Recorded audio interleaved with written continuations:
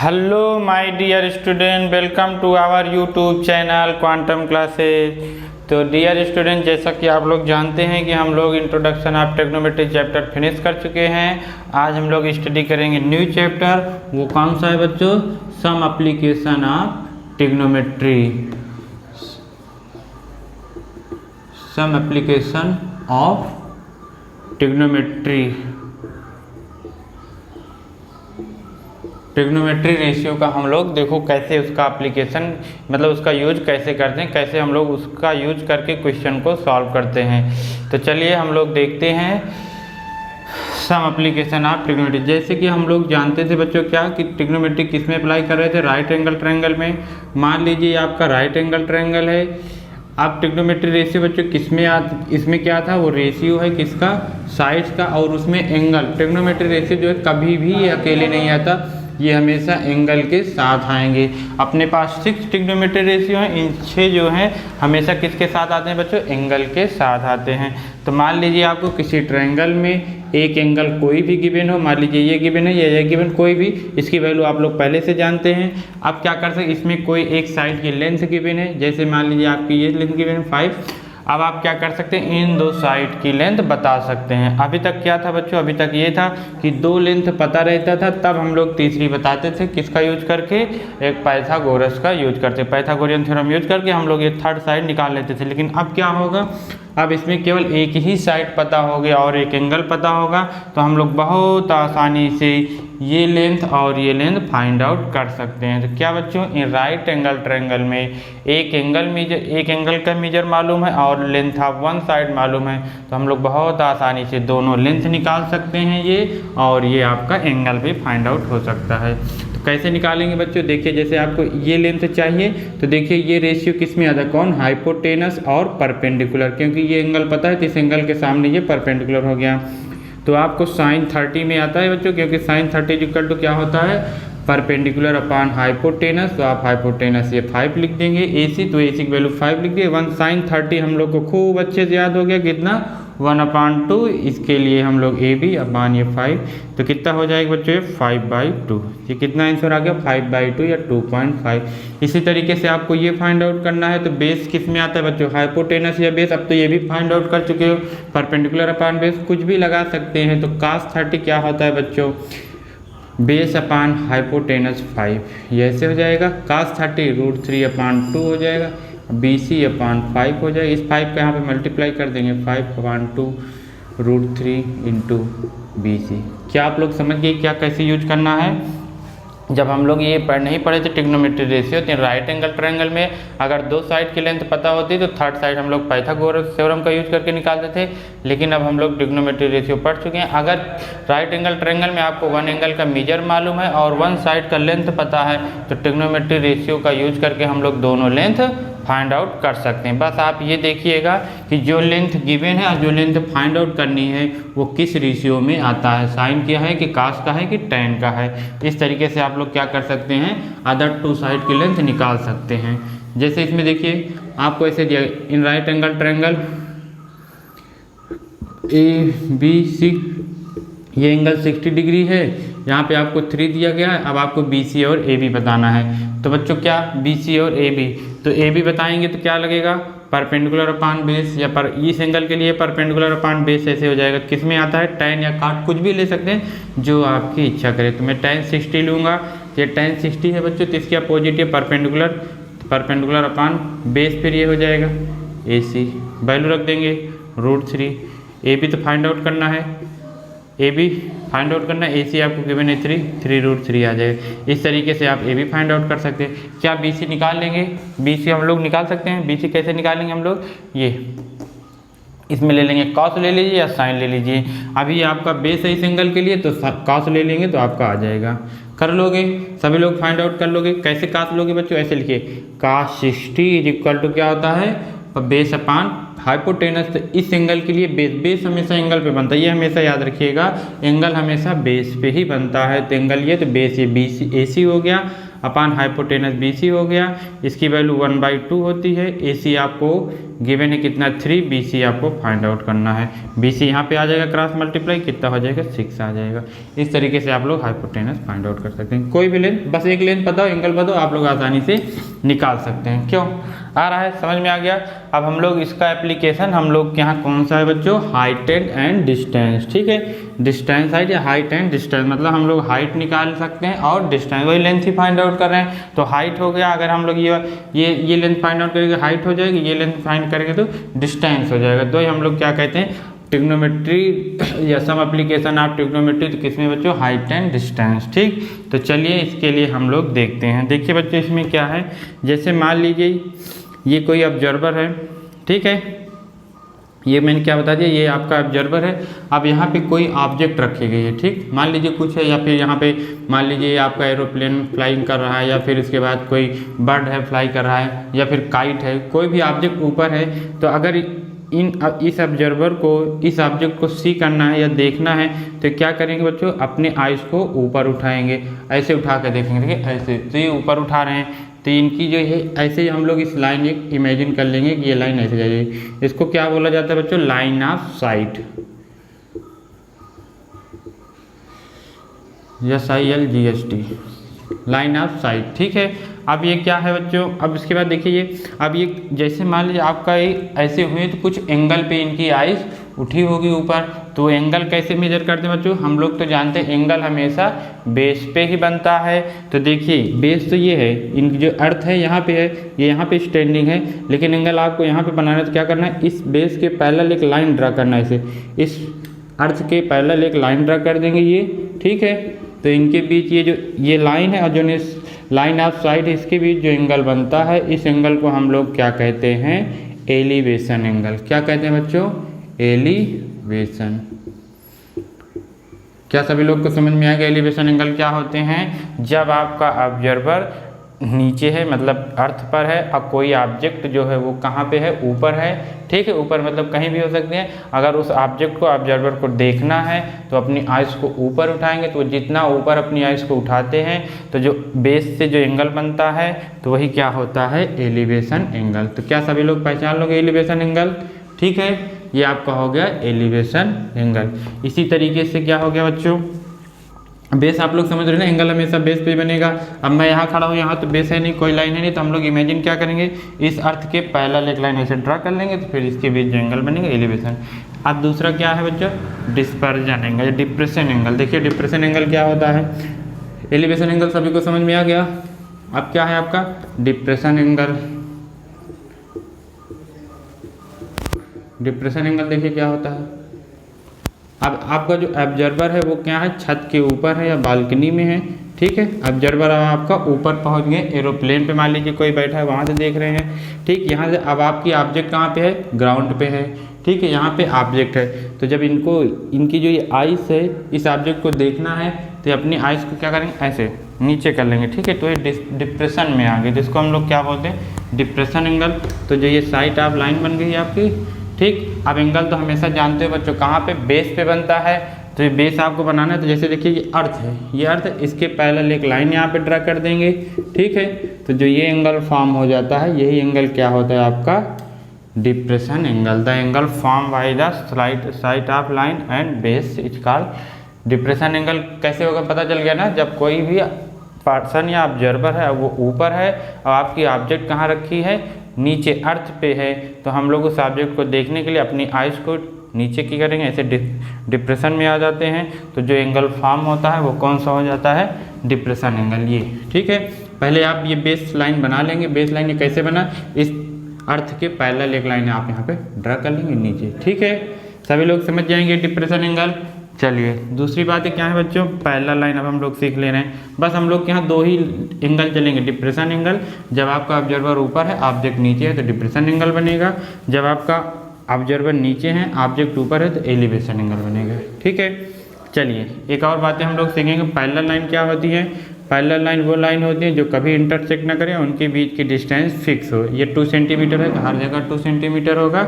ये लाइन कभी इंटरसेक्ट नहीं करेंगे, ये हो गया पैरेलल लाइन।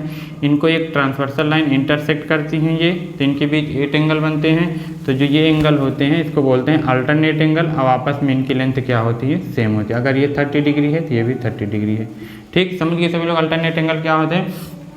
अल्टरनेट एंगल होते हैं व्हेन 2 पैरेलल लाइन को 1 ट्रांसवर्सल लाइन इंटरसेक्ट करती है, तो इनके बीच जो डायरेक्शन और पोजीशन अपोजिट हो। देखिए इस एंगल की डायरेक्शन इधर है, इस एंगल की डायरेक्शन इधर है, इसकी पोजीशन लाइन के नीचे है, इसकी पोजीशन लाइन के ऊपर। डायरेक्शन और पोजीशन अपोजिट होता है तो 30 डिग्री का जो एंगल बनता है अल्टरनेट एंगल हो जाते हैं। अल्टरनेट एंगल तभी फॉर्म होंगे जब पैरेलल लाइन को ट्रांसवर्सल लाइन इंटरसेक्ट करते हैं। ठीक है, सभी लोग समझ जाएंगे अल्टरनेट एंगल। और कौन सा हो जाएगा अल्टरनेट एंगल?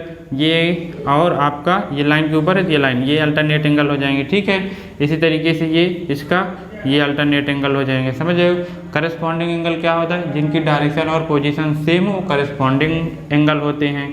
जैसे ये लाइन के ऊपर है, ये लाइन के ऊपर है, ये भी इसी का डायरेक्शन एंगल इधर, तो ये दोनों करस्पॉन्डिंग एंगल हो जाएंगे। ठीक है, तो आपको ये थोड़ी थोड़ी बातें आनी चाहिए, करस्पॉन्डिंग एंगल और अल्टरनेट एंगल।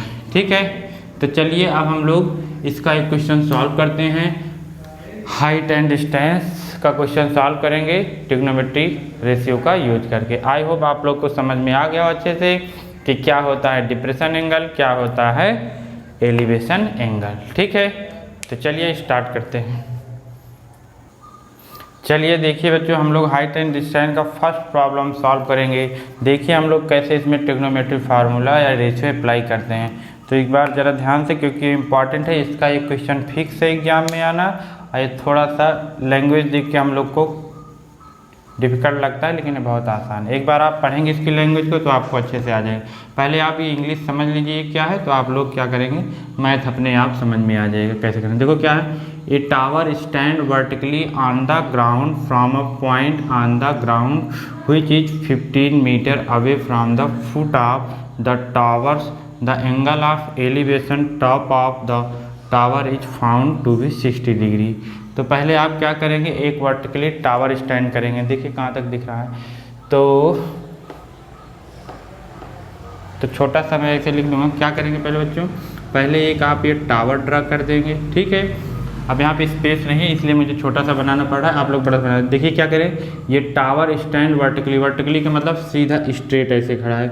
एक टावर आप कुछ भी जूम कर लीजिए, टावर ए बी। ठीक, फिर क्या कह रहे हैं, अगर फ्रॉम अ पॉइंट, एक कोई पॉइंट है, कहाँ पॉइंट, ग्राउंड, ग्राउंड आपका ये है। ठीक, ये ग्राउंड है, आप इस तरफ पॉइंट लीजिए या इस तरफ कहीं पे ले लीजिए, कोई दिक्कत नहीं है। एक पॉइंट आपने ले लिया सी। ठीक है, कितना मीटर अवे, देखो क्या कह रहे हैं, 15 metre away from the foot. इसका फुट ये है, इस टावर का ये टॉप है, ये क्या है, फुट। पहला क्वेश्चन है, एक बार आप लोग अच्छे से समझ लें, फिर हम लोग थोड़ा सा तेजी से क्वेश्चन करेंगे। पहले क्या कह रहे हैं, एक वर्टिकली टावर स्टैंड करा दीजिए, एक वर्टिकल टावर मान लीजिए ए बी है। फिर इसके बाद एक कोई पॉइंट ग्राउंड पे है, आप इस तरफ भी मान सकते हैं और इस तरफ, जहां आपकी इच्छा है मान लीजिए। फिर उसके फुट, ये फुट है, उससे कितने डिस्टेंस पे, 50 मीटर अवे, मतलब 15 सेंटीमीटर दूर थे। 15 मीटर अवे हो गया। फिर उसके बाद क्या करें आगे, from the foot of the tower.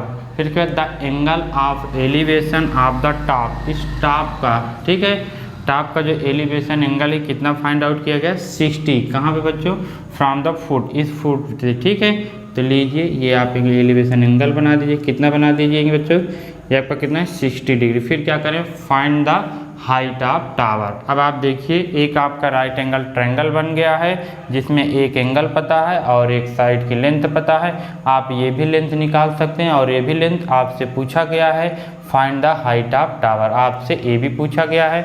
अब देखिए ये आपका ए बी, ये हाइट है या परपेंडिकुलर है, और ये आपका बेस है, किस रेशियो में आता है, 10 में आता है। बहुत आसानी से आप लोग सॉल्व कर लोगे। देखो ये स्टैंड वर्टिकली है तो ये 90 डिग्री का एंगल होता है, तो आपका राइट एंगल ट्रायंगल लिख लेंगे। आप क्या लिखेंगे बच्चों, पहले let A B is a tower. ठीक है, फिर उसके बाद ए बी टावर लिख दे। फिर उसके बाद C point on the ground. C जो है आपका कोई एक पॉइंट है ऑन द ग्राउंड पे फुट क्या है इसका बीच, इससे कितनी डिस्टेंस पे 15 सेंटीमीटर पे, एलिवेशन एंगल कितना हो गया आपका 60। फिर आप क्या करेंगे इन राइट एंगल ट्रायंगल पे क्या ले लेंगे बच्चों, आप लोग को सब राइट कर लेना इंग्लिश में जो लिखना था, यही लिखना है कि ए बी टावर है, ठीक है, हाइट इसकी एच मान लीजिए, let height of tower H हो गया, ये कोई पॉइंट सी है फ्रॉम द, उसका फिर फुट से कितनी डिस्टेंस दे दिया according to question 15 centimetre.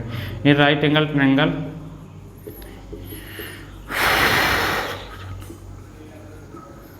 Right angle triangle कौन सा, बीच में कौन है बच्चों ए बी सी, बी है ये राइट एंगल। तो tan 60 इज इक्वल टू क्या होता है, perpendicular A B upon base B C, tan 60 √3, A B आपको फाइंड आउट करना है, बी सी आपको पता है 15, तो यह चीज इक्वल टू कितना हो जाएगा बच्चों 15 √3, इतना मीटर आपका आंसर आ जाएगा। बहुत आसान है, बस आपका एक बार ये डायग्राम बन जाए इस लैंग्वेज को पढ़ के तो ये क्वेश्चन बहुत ही ईजी है, ठीक है, समझिए सभी लोग समझ जाओगे। एक बार मैं फिर से रिवाइज करा दूँ, देख लो एक बार फिर से, ये टावर स्टैंड वर्टिकली, एक टावर आप ऐसे स्टैंड कर देंगे वर्टिकली, कहाँ पे ऑन द ग्राउंड, ग्राउंड पे, फिर उसके from a point on the ground which is 15 metre away, कोई एक पॉइंट है कहाँ पे ग्राउंड पे कितना 50 मीटर अवे, इधर भी ले सकते हैं आप, इधर भी, फिर इसके टॉप से, ये टॉप है, इसके टॉप से एलिवेशन एंगल 60, एलिवेशन कहाँ पे नीचे बनेगा, समझ रहे हो सभी लोग, ये 60 है, फिर आप अप्लाई करके निकाल लेंगे। इसी तरीके से हम लोग नेक्स्ट क्वेश्चन सॉल्व करेंगे। देखिए बच्चों ये नेक्स्ट क्वेश्चन है, बहुत आसान है, लेकिन एक बार आप लोग लैंग्वेज पढ़ के पहले फिगर ड्रा कर लें, डायग्राम को हम लोग ड्रा कर लेंगे। देखो क्या कह रहे हैं, एन ऑब्जर्वर 1.5 मीटर टॉल, एक कोई ऑब्जर्वर कोई व्यक्ति है जो 1.5 metre tall is 28.5 metre away from a chimney. Chimney आप लोग जानते हो ना, चिमनी क्या होता है, चिमनी क्या है बच्चों आपका, एक चिमनी जो है आपका समझ लीजिए जो आप लोग ईंट के भट्टे देखते हो उसी टाइप के रहते हैं, ये वर्टिकली ऐसे आपका चिमनी होगा। लेट करिए, let A B is a chimney, ठीक, समझ गए सभी लोग। फिर इसके बाद क्या, एक ऑब्जर्वर है, ऑब्जर्वर आप इधर बना सकते हैं और इधर कहीं भी आप इनको बनाइए। ये आपके यहाँ एक ऑब्जर्वर है जिनकी हाइट कितनी है बच्चों 1.5 मीटर, जो क्या है 28.5 मीटर अवे चिमनी से, ये चिमनी से कितनी दूरी पर है बच्चों, ये कितनी दूरी पर है 28.5। क्या आप लोग समझ में आ रहा है, क्या हम लोग मानेंगे, let A B is a chimney and इनका भी नाम देना चाहो सी डी इज ऑब्जर्वर, ठीक है, समझ गए। अब इनके डिस्टेंस कितनी है 28.5 इन्होंने कहा तो क्वेश्चन हम लोग कर दिए। फिर क्या कहते हैं, the angle of elevation of top of chimney from her ice, उसकी आइस पर, तो इसकी आइस कहाँ है, यहाँ पे है, तो जो इसका एलिवेशन एंगल चिमनी के टॉप का होगा, ये टॉप, टॉप मतलब ये है, ठीक है बच्चों, तो चिमनी के टॉप पर इनका एलिवेशन एंगल कितना दिया गया है 45 डिग्री। अब एंगल हमेशा कैसे बनता है, बेस पे बनता है, बेस आपका ये है, इसके पैरेलल एक लाइन ड्रा कर लीजिए, ये आपका एंगल फॉर्म हो जाएगा, कितने डिग्री का है 45। अब आपसे पूछा गया हाइट ऑफ द चिमनी, ठीक है, तो आप कुछ भी एज्यूम कर सकते हैं, लेट कर लीजिए, let height of the chimney क्या मान लेंगे h, height of the chimney क्या हो गया बच्चों h हो गया। फिर इसके बाद इस बार देखिए हम लोग कौन सा ट्रायंगल लेंगे, ये वाला लेंगे, इसको नाम दे देंगे हम लोग E, इस पॉइंट को, ठीक बच्चों। अब यहाँ पे क्या है, इसके पहले एक लाइन ड्रा कर लिए हम लोग। अब देखिए यहाँ पे क्या है, ये 90 डिग्री है तो ये भी 90 डिग्री, आप जानते हैं क्यों, क्योंकि वर्टिकली ऐसे भी है नहीं, ये पैरेलल लाइन है, करेस्पॉन्डिंग एंगल, अब जैसे भी आप समझ लो कुल मिला के 90 डिग्री हो। अब लेकिन आप लोग इस बार कौन सा राइट एंगल ट्रायंगल लेंगे, ये वाले, क्योंकि इसमें आपको ये एंगल पता है और ये लेंथ आपको पता है, इसके जस्ट ये पैरेलल है, तो डी की लेंथ भी कितनी हो जाएगी 28.5, क्योंकि ये क्या है आपके जस्ट पैरेलल है, सेम डिस्टेंस पे है। अब इसके बाद ये कितनी लेंथ का होगा, ये भी 1.5 का होगा, क्यों, क्योंकि हम लोग इसके पैरेलल ही लाइन रखे हैं, पैरेलल लाइन के बीच डिस्टेंस ऑलवेज फिक्स, ये 1.5 है तो ये भी 1.6। अब ये ए लेंथ कितना होगा, तो ए क्या होगा, ये पूरे जो ए बी की लेंथ ये है इसमें से सब्ट्रैक्ट कर देंगे 1.5, आपकी ए की लेंथ आ गया। अब हम लोग कौन सा ट्रायंगल लेंगे, ट्रायंगल ए ई डी, ये right angle triangle A E D. अब इसमें क्या लगाएंगे बच्चों, ये आपका बेस है, ये आपका परपेंडिकुलर है, तो tan में आता है तो tan 45 is equal to perpendicular h upon h minus 1.5 upon में परपेंडिकुलर 28.5। अब यहाँ पे tan 45 1 होता है बच्चों, h 1 माइनस 1.5 28.5, इसका क्रॉस मल्टीप्लाई कर देंगे हम लोग तो 28.5 is equal to h minus 1.5, ये माइनस को इधर लाएंगे प्लस हो जाएगा तो 28.5 प्लस 1.5 30 मीटर आ जाएगा। ये सेंटीमीटर में होगा, सेंटीमीटर में आएगा, ये मीटर में दिया गया है तो ये मीटर में, क्योंकि दोनों लेंथ किस में मीटर, अगर ये सेंटीमीटर ये मीटर में तो उसको पहले कन्वर्ट कर लीजिएगा, एक यूनिट में बना लेंगे तब यहाँ पे रखेंगे, नहीं तब भी क्वेश्चन रॉन्ग हो जाएगा। तो चिमनी की हाइट कितना है बच्चों 30 मीटर। ठीक है, सभी लोग सॉल्व कर लेंगे। कैसे करना है कैसे नहीं करना, पहले आपको क्या करना है, इस क्वेश्चन को पढ़ के फिगर आपको ड्रा करना है। तो फिगर कैसे ड्रा करेंगे, डायग्राम कैसे बनाएंगे, इसको पढ़ के ए ऑब्जर्वर टॉल 1.5 जो देखने वाला है 1.5 मीटर लंबा है, टॉल है, 28.5 मीटर चिमनी से दूर है। तो एक चिमनी कहीं आप बना दीजिए, मैंने ये चिमनी बना दिया है आपका, इससे इस तरफ भी आप बना सकते हैं, इस तरफ कहीं भी, तो मैंने इस तरफ बना दिया है। उसकी आइस पर इसके टॉप का 45 एंगल है, ये मैंने बना दिया एलिवेशन। फिर इसके बाद हम लोग क्या करेंगे, एंगल बनाने के लिए बेस चाहिए, तो इसके पैरेलल एक लाइन ड्रा करेंगे तो आपका बेस बन जाएगा, यहीं पे आपका एंगल बन गया। अब आपको क्या बताना, हाइट ऑफ चिमनी ये, लेकिन इस बार हम लोग का राइट एंगल ट्रायंगल इतने की रिक्वायरमेंट है, क्यों, क्योंकि एंगल यहाँ पे गिवन है, बेस ये है। अब आपको हाइट ये जितनी लेंथ का होगा उतनी लेंथ का ये भी होगा।